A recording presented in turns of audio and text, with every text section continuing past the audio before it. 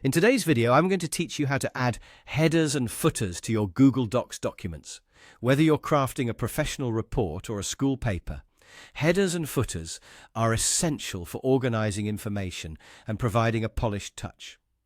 Let's dive in and break this down into straightforward steps. First, you need to have your document ready. Head over to Google Docs by typing docs.google.com into your web browser's address bar.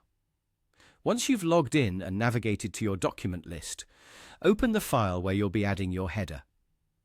Now, to insert a header, you have a couple of options. The quickest way is by double-clicking right at the top margin of your document. This action will automatically open up the header section for editing. If you prefer using the menu, you can head to the top menu bar, click on Insert, hover your cursor over headers and footers, and then choose Header from the drop-down. Once your header area is open, go ahead and type in the text you want, such as your name, the document title, or a chapter heading. Feel free to format this text as needed. Bold, italics, and alignment tools are all available to help you. Once you're finished, you can either press the Escape key on your keyboard or click anywhere in the main body of your document to exit the header area. Next, let's move on to adding a footer. The process is quite similar to what you've just done with the header.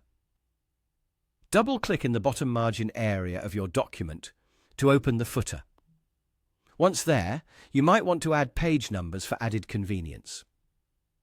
To do this, go to Insert in the top menu, hover over Page Numbers, and select the style you prefer.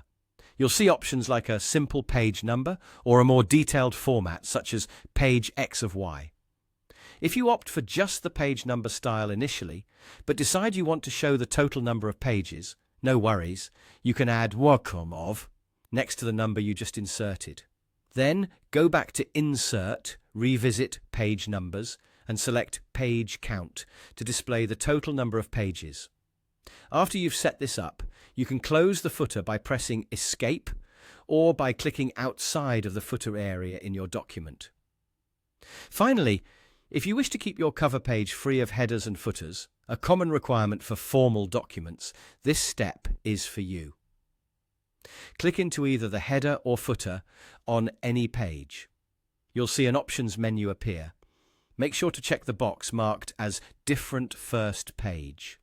This will remove the header and footer from only the first page, leaving the rest of your document unchanged. And there you have it. With these straightforward steps, your document will not only be more organized, but also look more professional. Happy writing!